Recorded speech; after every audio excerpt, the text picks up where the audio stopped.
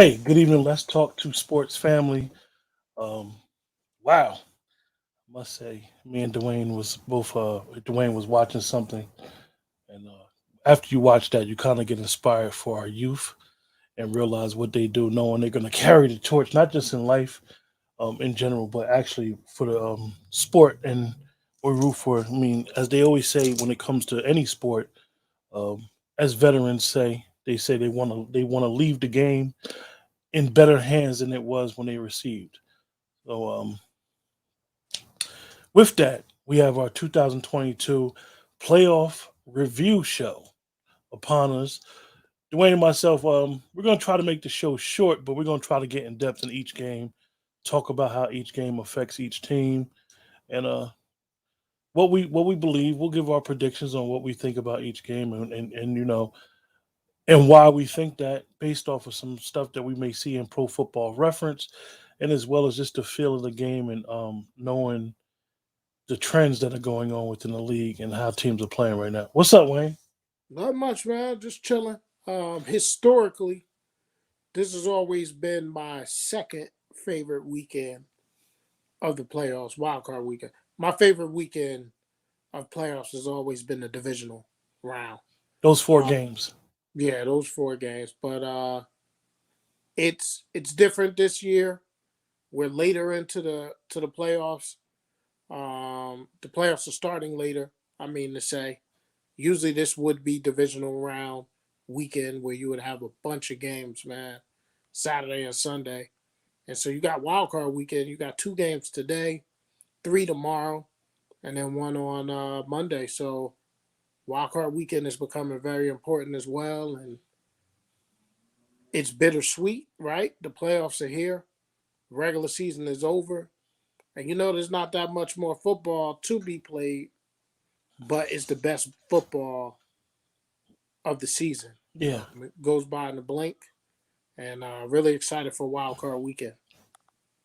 like Michael Irvin said, this is a different time because everybody, uh, including most of the people in the league, is at home watching you. Mm-hmm. No games are overlapping, so even if guys are prepping for their game or already played their game, they're going to catch some of your game and see how some of these finishes start or these beginnings start. Right. Well, we can tackle it, Wayne, how you want to tackle it. We could address this first game. I thought it was interesting that the two Pennsylvania teams were actually going against the two Super Bowl teams from last year. And both Super Bowl teams are both second seeds this year. And basically, some of the experts don't give either team a chance. So I think that's interesting that they don't give them a chance because in football, they say any given Sunday, but one thing about the sport is that styles make great matches, just like in boxing, styles make Mm-hmm. fights. So your style could be so opposite from the other team, and they could come in and literally just, as they say, punch you in the mouth with something you ain't expect. So Yeah. we could go to that first game, man. First game, you got the Las Vegas Raiders traveling to Cincinnati. I think this is a very interesting game. Two really, really solid quarterbacks. I don't think Derek Carr gets enough credit for the type of quarterback he is. Um, Sounded like a broken record. Joe Burrow has passed any of my expectations. I thought he had a chance to be a good quarterback, but he's trending to very good. And so it's going to be interesting to see how the Bengals handle this. Being at home, they are a 5.5 point favorite on today, and I think Barrow and Chase are amazing, but I think the difference maker in this game is going to be Joe Mixon. Um, a little sneak peek. I did a little video on my two social media feeds this morning, and I stated that I thought the Bengals will win by 10, and I gave a score of 31-21. So I'm still going to stick with that. I think Joe Burrow at home, um, I think he's going to do enough. I think Joe Mixon will rush for over 100 today. I think the Bengals will have a very balanced attack, and I think they're going to take out the Raiders today. Um, One of the things that's interesting about this game is that the Bengals haven't won a playoff game in like forever. Mhm. The Raiders haven't won a playoff game since the game before the Tuck rule. So this game is big far as a win for both of these franchises in different directions. I think because I think that the Raiders, what Derek Carr has done for the Raiders this year, is MVP like, not just with his play on the field, but holding that locker room together with all the stuff that's went on in that locker room. I think that the Raiders need to really consider hiring the coach, taking the interim tag off of him because, like I said, at the end of the day, he got that team in the playoffs with all the stuff that's going on, and actually changed the identity of their team. Now it's all about the players instead of you get these big coaches, and sometimes the team it'd be more about what the coaches does instead of the team. Cincinnati's a very interesting team. I think that they have put the league on notice about this receiver and quarterback being best friends in college and then taking that and now they're being pro teammates that if your corners is shaky, they don't have any problem throwing the long ball. And I could see that early and often. I could also see them running Joe Mixon and doing a lot of play action. I like the Bengals as well. I'm just happy for their organization that they finally have a quarterback. And it's funny because Zach Taylor's job after last year and the quarterback getting hurt, it was kind of shaky. I think that the Browns family need to really put some money into their team and put some money into their coaching and get guys to want to play with Cincinnati. Get guys to want to be part of the Bengals organization because they got some very anybody that knows Bengal fan, Dwayne, you have a nephew that's a Bengal fan. They're very unique, but they're very loyal to their team. Yeah, they're passionate. Um, You know. so it'd be good to see one of these franchises move on. And I just think, like you, Dwayne, it's going to be the Bengals. A lot of play action. I don't know the status of Waller. Waller could be a factor if the Raiders do try to pull this out. But Right. if it's a close game in the fourth quarter, I will say the Raiders got a chance because the Raiders is one of the best teams in the fourth quarter. So I'm gonna pick the Bengals like yourself. Yeah, the line has actually moved up. It was 5.5 this morning. It's up to 6. Mm. Um, Listen, if you're gonna do it, if you're gonna bet, if you're gonna gamble, do it responsibly.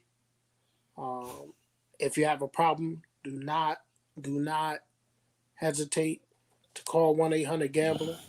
There are people there that can help you. It is a serious, serious issue. And if we're being honest, right, we all love the NFL. The NFL is the league that it is and has the popularity that it has because of two things: fantasy football and gambling. So, hey man, if you want to hit me up, I can help you with that 6-play parlay though. But just be responsible. Uh Night game. Whoa! New England Buckle Patriots your chin going strap, into fellas. Buffalo. And for a person like me that can't stand the cold, I told a friend today, right? Somebody could buy my ticket, buy the parking pass, and be like, here you are, free. Go to the Patriot Buffalo Bills game tonight, and I'd still turn it down. Well, Supposed to Dwayne, be let me supposed to ask be you. one at kickoff. Let me And ask when you a I not, question. not kickoff at 1, it's supposed to be a degree One degree is at up in kickoff. Orchard Park, New York. Let me ask you a question, Dwayne. You tell our audience and people that support the show all this stuff about being cold. Why don't you tell a story of the coldest football game you ever went to in your life? There are two, and they're in a flat-footed tie. One I toughed it out and stayed. One I left at halftime. So I will take you to um, Harry R. Cook Jr. Memorial Field, circa 1987, the week before Thanksgiving. The Union Farmers versus the Linden Tigers um, in the playoff game. They play back-to-back weeks, but we're talking about the playoff game where I couldn't feel my face. Okay, so at halftime, I said to some of my friends, I'm calling my brother. We're going back to my house. We'll play video games, and we will catch the second half of this game on the TV3 Suburban Cablevision replay later that night.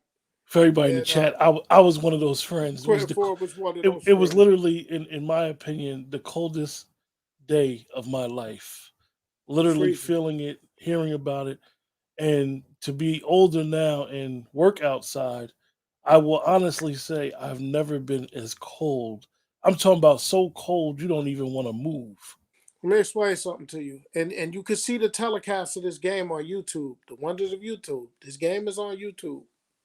And during that game, the reporters that were doing the game, I've never seen two men look so cold. And Suburban TV3, which I used to love, had a shot where, if anybody knows anything about Union High School and about Harry R. Cook Memorial Field, there's a weird occurrence that used to happen at Union High School back in the 80s and early 90s. Seagulls used to literally fly around the football field. And there's a shot on TV3 where one of these birds tried to fly against the wind, and the wind just took it the other way. I've been going to Union football games since 1978. I had a stretch there about 6 years where I couldn't go to games due to obligations when I worked for Sports Ticker. But that is the coldest Union Farmer game I've ever been to. It was one of the coldest days of my life. And the only thing that compared to it was I took my my friend Craig and my godson Justin to the Pinstripe Bowl in New York City about 4 years ago, and that was freezing. But yeah, we get off on the tangent, but that was the coldest I've ever been. So they're gonna I be. know They're gonna. somebody put something in the chat. What did they put in the chat about the Anthony Buffalo Price game? said, "Yeah, them Bills tickets went down 70% because of the cold." Yeah, I'm not doing it. I mean, I'm not doing it. amazing. It's funny when you talk about Buffalo is that I don't live too far from Buffalo. It's not where it's a trek. It would actually be a good ride if my team was playing up there only in September to drive up there. Uh, but I know about that wind, and when you live in a valley and you get that gust of wind that comes through those valleys, through those mountains, it's like nothing you ever expect. So interesting game because this is a divisional game in the playoffs. Be the third time they played. Buffalo won their last game. The first game, everybody know the man completed what two or three passes, and they won the game. They basically punched Buffalo down the throat, 200 some odd yards rushing, and then Buffalo came back and beat them a couple weeks ago. Yeah. Um, So I- it's gonna be interesting, man. But I will tell you right from the door, I like Mac Jones and the New England Patriots, which, newsflash for everybody, is kind of hypocritical on my part because in the preseason I had Buffalo going to the Super Bowl from the AFC. But Bill Belichick will pull out where he'll only run the ball 3 times. He's done it before. I mean, only passed the ball 3 times and run it. So I think tonight is going to be more of that same recipe. They're going to run the ball. I was a little surprised, just a little, that Josh Allen let it be known how much he doesn't like the cold. Not saying he can't play well in it, but he was talking about his feet and his feet getting cold. And you had one guy from the one of the letter networks that said something I feel like he should have never said. Even if it's true, I think things that football players do in the locker room or before a game to get themselves prepared to go out and play the game of football, I think some of that stuff should not be shared with the public. But other than that, man, there's going to be upsets this weekend. Like, everybody thinks they know what the main upset is going to be, and we'll talk about that. I don't know if we'll talk about it today or tomorrow. we're gonna rock out. Oh, we're gonna talk about it today, so that's good. But I like the Patriots tonight. I like the Patriots 17-14. It's funny. You said that about Belichick. I believe Belichick is gonna show everybody as usual. You just can't. People can say what they want about Brady, but we got to understand what the coach has always done against quarterbacks. He will literally take your first option away. Buffalo's first option away is their passing game. So Buffalo, I want to know if Buffalo is going to have if be consistent enough to continue running the ball, churning yards, and sometimes running the ball don't get you the splash plays. So a lot of times guys will run the ball and then get away from the run. Um, and I think that Buffalo saw a different defense last time they played, and I think that the coach could shore up their defense. New England's defense, folks, they don't get beat with the same thing twice in 1 year. I mean, you can get them, but you can't get them twice in 1 year. I think that the biggest free agent pickup this year, a lot of people don't understand it, is the Duran has been the biggest pickup I've seen. He's showing what now he won't win defensive player of the year, but he's truly the linchpin of New England and New England's defense and what they try to do. I could see New England winning this game 13-6, something real low scoring because the coach is gonna play to the elements. He's gonna coach to the elements. So I can see New England winning this game in a very good tight one. Yeah, man. Well, So looking forward to it. Looking forward to those two games today. It's the calm before the storm. So I thought this was a great time for you to put this together for us. Um, it's interesting that we'll talk. We'll we'll stick on the games and then we'll have our thoughts on some of these openings and how they're handling it. So that's it for me for today. I like the Bengals by 10 in the first game, which is an NBC game, 4:30, and I like the Patriots on the road at 8:15 tonight on CBS by 3. Buffalo is a 5-point favorite for those that want to know. So then we'll move right along into the Sunday games. First up, 1 o'clock on Fox. The only game Fox has all week, surprisingly. You have the Philadelphia Eagles from the division that everybody says is the worst division of football, but yet they got two teams in the playoffs. I don't know. So you got the Philadelphia Eagles going against the Tampa Bay Buccaneers. It is an 8.5-point game in favor of the Bucks. And when you're talking about 8.5 in the playoffs, if this was a regular season game, that line would probably be like 13. But because there's the playoffs, they're keeping it, under 10. I think the Bucks are going to win this game tomorrow afternoon. But I think when it's all said and done, they're going to know that they were in a football game. my take on it is Tampa Bay beat Philly early this year. If anybody know anything about the game, I think they won by 11. The game was very interesting because after that game is when, in my opinion, I saw one of the biggest coaching decisions that a young coach could ever make in a good way. And Nick Sirianni, the coach of the Eagles, did a fantastic job of going to his his quarterback, and basically changing the offense. From that point on, the Philadelphia Eagles became the number one rushing team in the NFL. Yes, the Philadelphia Eagles, not nobody else, is the number one rushing team in the NFL. And this is a, a prime example of what I say, that styles make matches. The Eagles have to run on the edges in order to beat Tampa Bay, which could be interesting because the other linebacker isn't back. I think David is back, but I don't know if the other one is back. So it could be an interesting game. Tampa Bay does not have their firepower that they had last year, and even those in the know remember last year their offense struggled in the playoffs and even in the Super Bowl. Their defense is what turned it around. I think that Tampa Bay is going to win a very close game where Tom Brady being Tom Brady, on the last drive. I'm giving the Eagles a puncher's chance because if the Eagles start running the ball all over Tampa Bay, um, their defense could get gashed. They got some. The Eagles receivers are interesting because they aren't ball control wide receivers.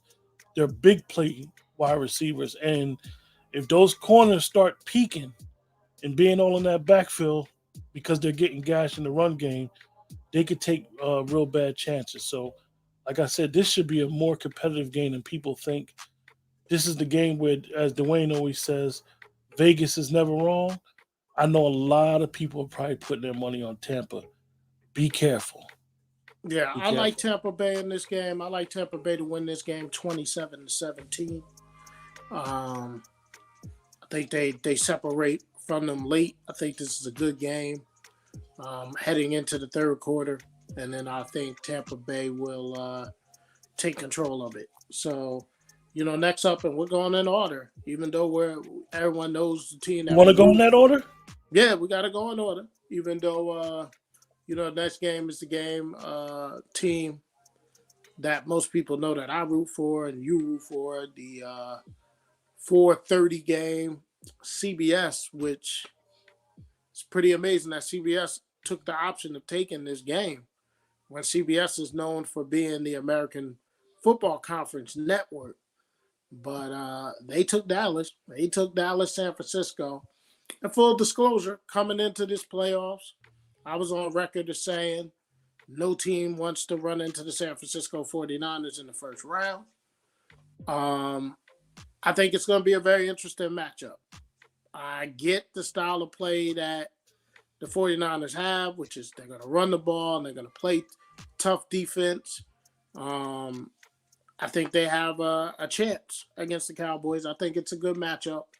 But as much as people are saying the Cowboys shouldn't want to play the 49ers, I'm going to say the 49ers shouldn't want to play the Cowboys, especially that Cowboys offense, which has Jarwin and Schultz at tight end, which has CeeDee Lamb, Amari Cooper, Cedric Wilson, Tony Pollard, Zeke Elliott, Rain Dakota Prescott.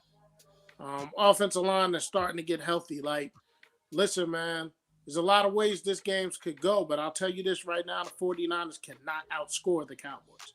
Can't outscore them. If this game gets into a shootout, I like the Cowboys. The key to this game is if the Cowboys can get a lead, can they hold on to it? How the Cowboys play the run, and what Jimmy Garoppolo are you going to get? Are you going to get good Jimmy? Or are you going to get bad Jimmy? With all things being equal, I am not a person that lets my affinity for a team cloud my judgment.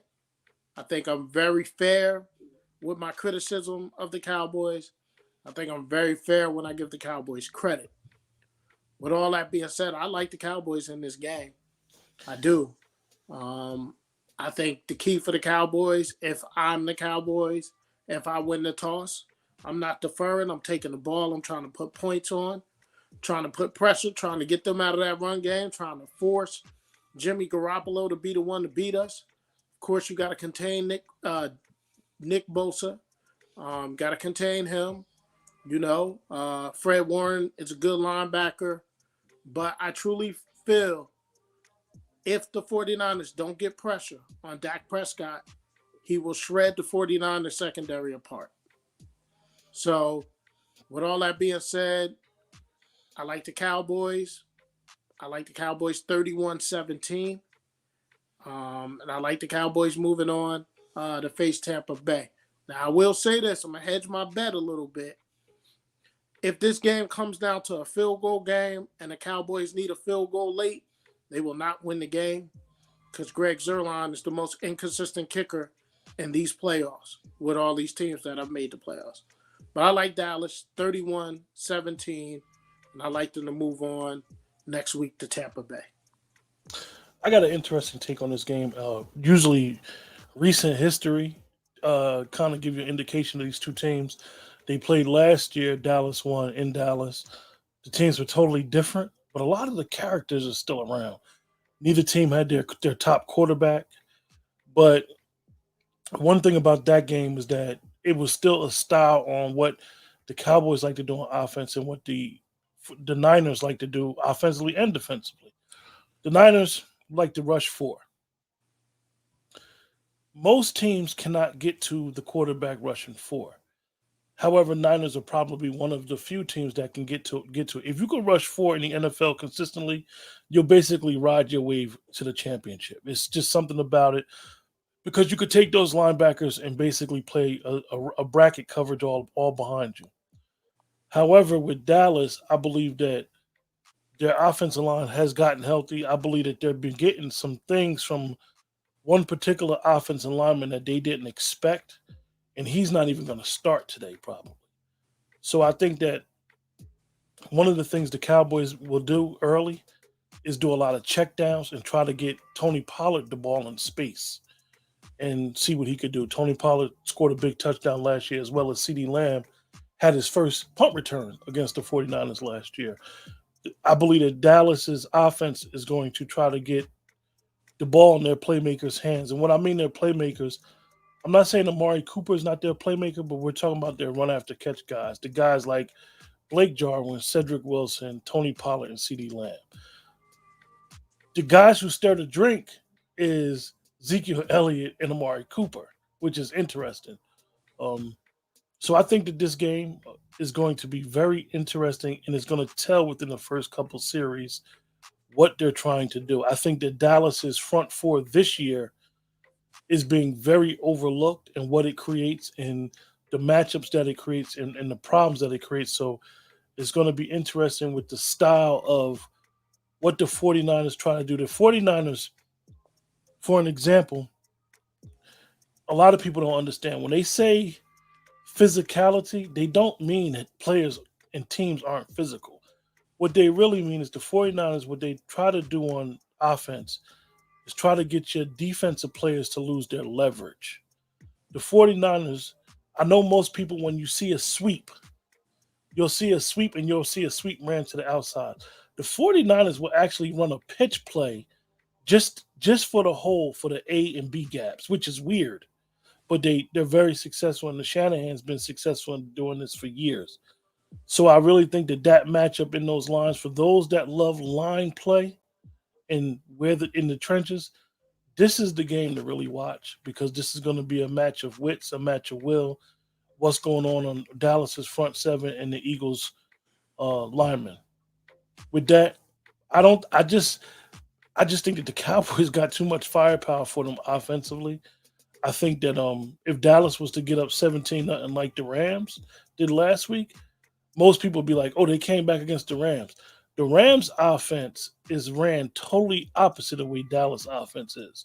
The Rams run to set up the pass. The Cowboys run when they do decide to run, they run with a purpose. Um, I do believe that Tony Pollard and CeeDee Lamb is the keys to this game. Jimmy G, the narrative is going to be it's going to be a bunch of narratives that was talked about before the game. I'm just going to say after the game, we're going to see some different narratives by these letter networks, and we have to understand, like Dwayne always tells me, these letter networks have to sell their shows. So they come up with these crazy narratives and stories. Oh, the 49ers, they're just going to run down Dallas' throat. Dallas has the number one defense in the league in the last 8 weeks. Does that mean anything? No. But none of the stat people have said that. Mm-mm. Dallas gives up 116 yards on the run. That's middle of the road. It's not bottom half, but it's middle of the road. And the best game that they gave up, the rush, the worst game that they had against the run, wasn't the Denver game. It was actually a game they won against New England, where New England ran a lot of traps. So I look forward to the game. I'm excited. Um, like Dwayne said, if it comes down to a kick, we got to shake. The Cowboys have a shaky kicker, Mm. but I'm a Cowboy fan, and I'm not picking them because that's my team. I'm picking them because I just think they have the better overall team, and they're at home. With that, Yeah. I'm picking the Cowboys to win 38-21. Okay. Yeah. Well, and the thing about it, like you said, with stats and the letter networks, NFL Network as well. But you can look at stats in so many different ways. I can make the numbers tell so many different stories. But it's good to see that old rivalry. Be prepared as you're watching this game to see old Pat Summerall, John Madden footage. Oh, you're gonna see the catch over and over and over. 40 years ago last week. 40 years ago last week. You're gonna see Cowboys coming in the candlestick and winning. They're gonna play it up. That's why CBS did it. It's a smart move by them.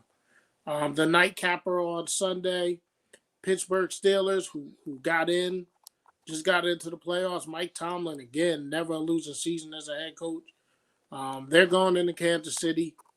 I think it's going to be Big Ben Roethlisberger last game in a Pittsburgh uniform. And I think Kansas City is just too much. The line in this game is 12.5, which is a big line for the playoffs. I think the Chiefs cover. I think they cover easily. I just don't see Pittsburgh having much for the Chiefs in this game. My take on the game is a little different. It's more like the Tampa Bay Philly game. Um, I'm giving the Steelers a chance, and I'm giving them a chance because very rarely will you see a player that was traded by one team during the middle of the season, and I haven't seen it since Charles Haley was traded from the 49ers to Dallas, where that player could come back to haunt you in the regular season, in the playoffs. Melvin Ingram was traded from the Steelers to the Chiefs, and he clearly changed the identity of the Chiefs defense. But one thing about the Chiefs defense is they get after it, but they're susceptible to the run. If I was the Steelers, I would literally use an old school game plan where, like Ben Roethlisberger in his first year, where I would just come out with 3 tight ends and Najee in the backfield and run to speed the game up and to just punch it down their throats. That's the chance that I give the Steelers. I think they should take it out of the muddy the game up, be a little physical with the Chiefs.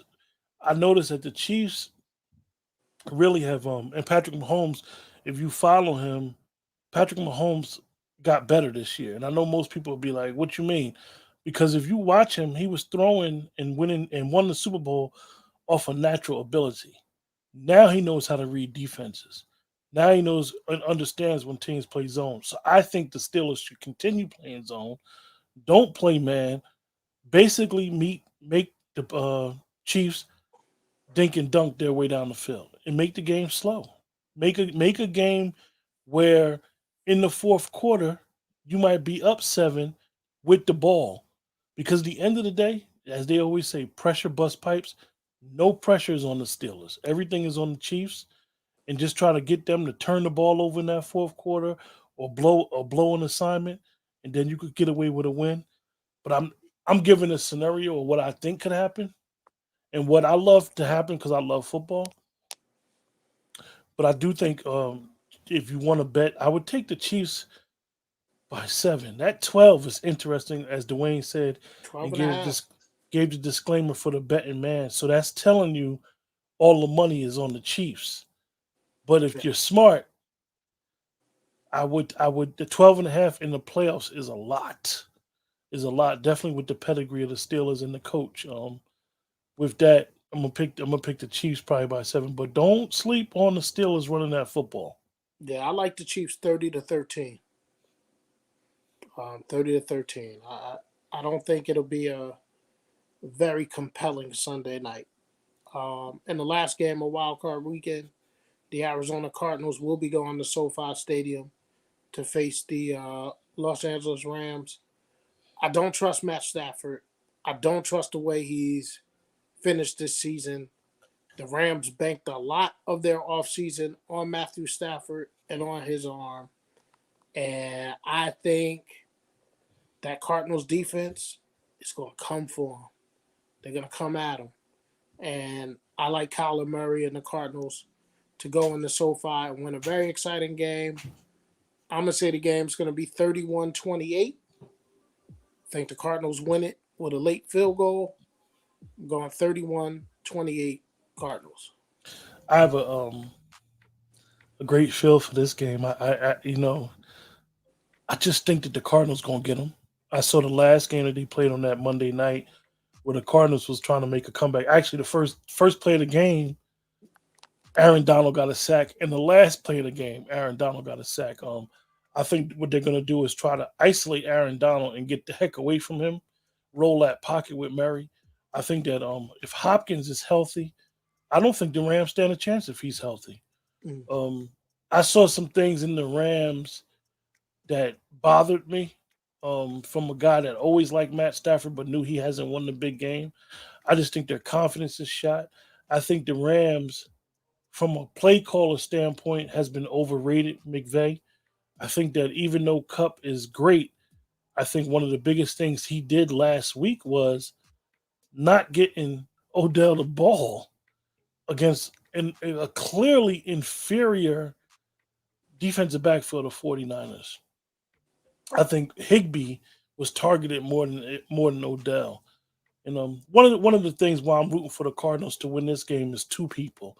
One is their defensive coordinator Vance Joseph, who I'm a very big fan of, who I think when he was a head coach that one year in Denver got done dirty. I think that he coaches defenses where it's more of getting the better players to make plays, the guys like Buda Baker. What is Buda Baker? Is he a linebacker or is he a safety? Well, according to how he lines up, he's an all-pro safety, but Buda Baker is all over the field. Chandler Jones is going to him and Whitworth going against each other. If you love line play, watching that matchup is going to be good. But another player the one player who I really appreciate, and the guy who me and Dwayne love going into this draft was number 25 of Cardinals, Xavier Collins. He got benched early in the year, but he came back starting. Him and Simmons is wreaking havoc right Yeah, they are. now. So I look forward to that game, and I just think the Cardinals is going to get them. Like I said, it's another divisional game. They split, I think, this year.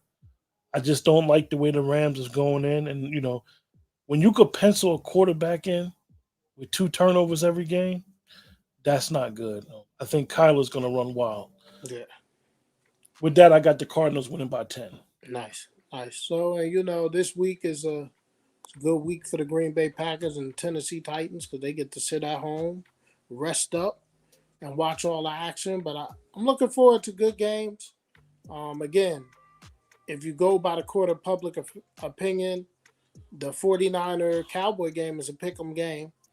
And all the other games are fairly close except for two where the spreads are high. But hey, it's 20 time, man. It's time to get excited. Like I said, it's a little bittersweet because season's coming to an end. But for those teams whose season ended last week and you had a bunch of coaches fired, there are now 8 openings in the NFL. Um, I am hoping beyond hope that we get some more diversity in these hires. We are taking steps backwards as far as the amount of black/African American head coaches in the game. 20 years ago, it's 3. Today is currently 1. I know Brian Flores is the hot candidate out there, so I'm sure he will have a job. It's going to be interesting to see if Eric Bieniemy, we keep hearing his name. It's like 3rd, 4th year in a row we're hearing his name, so it's going to be interesting to see. Some other candidates out there. I think Raheem Mars deserves another chance. Jim Caldwell, I believe he deserves a chance. Todd Bowles, I believe, deserves another chance. Then you got a person like Byron Leftwich. The gentleman from New England, Mayo, has already interviewed with the Houston Texans. So it's a lot of viable candidates this time around. And if they're shut out from these opportunities, I think it leaves a black eye on the face of the NFL. I had a post on there the other day, and people try to turn that post into a Cowboy Jerry Jones sash post. My comment from the original post remains the same. The NFL has to do better in this regard. And if there are 1 to no African American coaches hired in this cycle, it's going to be a big, big problem, in my opinion. Not that I'm saying it's going to change anything, because as we know, the money talks. And NFL ain't losing no money. And these owners ain't losing no money. And these owners are hiring people that they are comfortable with. My Period. take on it. My Point. take on it was you had told me about the post prior, and I watched the comments as they came, and then I commented on the post, and then I seen it. Sean King actually posted on his Instagram about only one black coach, and I know a lot of people reactionary, low hanging, and what I believe is low hanging fruit is to say this is racism. Let's look at something. Let's just look at Flores, who we both like in the Miami Dolphins, who we both kind of like rooted for as our second teams. Yes. Their general manager, who fired Flores, is black. Chris Greer. He hired him and he fired him. Not saying why he got fired. I know it's been a lot of speculation, but therein lies the problem. There are more black executives in the NFL now than ever before, because it's like, okay, now more black executives is getting hired. Like me and you always say, the number 2 man and number 3 man who run the NFL from the league office standpoint are both black. Mm-hmm. Um, so when we look at coaches, Dwayne, I mean, you're a former coach. You're a guy that ran a league, even though it was Pee Wee football or Pop Warner, as they say. You see the dynamic. I believe that coaching, and a person may get upset with what I'm about to say, I believe it's more about nepotism and hiring your friends than about the race. I was thinking about DeMarco Ryans when I was watching some stuff on the 49ers and said, damn, DeMarco Ryans a D coordinator? He got that fast. But then I thought about he played for Houston Texans. Who was the offensive coordinator like in training with the Houston Texans? Kyle Shanahan. Mm-hmm. So Kyle basically hired one of his friends. Even so much where you look at a lot of these coaches, and coaches hire people who they're comfortable with. And we're not talking about comfortable from a race standpoint. Dan Campbell, somebody who we like, he hired 2 black coordinators last year Mm-hmm. who basically were raised in the same system that he was raised under Coach Parcells. One of them he let go. He let Anthony Lynn go, but he kept Aaron Glenn, who's a black coach, black coordinator. One of the things that I think about the NFL when it comes to hiring minorities and hiring guys who's qualified, if you see what happened to Bieniemy and Leftwich last year, is the interview process is really not good, because these teams have to prepare for their teams while they're in the playoffs and then try to interview. I think that they should move all hirings back into the Super Bowl. I think they should do what they call a dead time. Soon as the season's over, to the playoffs, to the Super Bowl's done, no hirings could be done. No interviews, no nothing. Just firings. Just, guys getting let go. So they have opportunities to have their name out there again. I was upset that Coach Cully got fired. Here it is, like you explained to me, a lifelong football guy got hired for 1 year and got fired. And basically what I'm gonna give props to Shannon Sharp, because Shannon Sharp said it. The way the contract was written up was a 1 year deal. Yep. And you kind of want to know, like, because coaches are never gonna say how they feel, because they don't want to create a problem for what they want to do next. Is I think that Coach Cully actually took one on the chin for the Houston organization. And they took care of him, because Houston 9 out of the 10 is going to hire somebody that this GM has a relationship with. So, and even a lot of guys, and I have to say it, a lot of guys love to praise Coach Tomlin. Listen, you're not going to meet two people who are not Steeler fans love a coach more than they love to coach Tomlin more than Dwayne and myself. We both love him. But let's get one thing straight with Coach Tomlin. He is not a coordinator. He's not even allowed to hire his coordinators. So even if you want to praise the Steelers for hiring this coach based upon the Rooney Rule that they created, he really has no power. And his players play hard for him, but those same players who understand the struggle have been the same players that have disrespected him as well. True. So it's a catch-22. So sometimes when we want to tell our narrative or tell our story, we don't tell the whole picture. Bruce Arians, if you looked at the Super Bowl picture that they took, he had the most minorities on his staff last year. And a key thing to understand about None of them got hired. the key thing to understand about Bruce Arians, his offensive coordinator, his defensive coordinator, and his special teams coach are all black men, which you got to start seeing more of that in the NFL because your head coaches come from your coordinators. And if there are not a lot of black men or women, because women are coaches now, if you don't have enough of them in coordinator roles, they're not going to get promoted because they were the wide receiver coach. And with that, like Dwayne said, and we like Bruce Arians and what he's done. We call him the coach because we know a couple of the guys that he coached. Excuse me. One thing we got to understand about Bruce is Bruce has a relationship with all his coaches.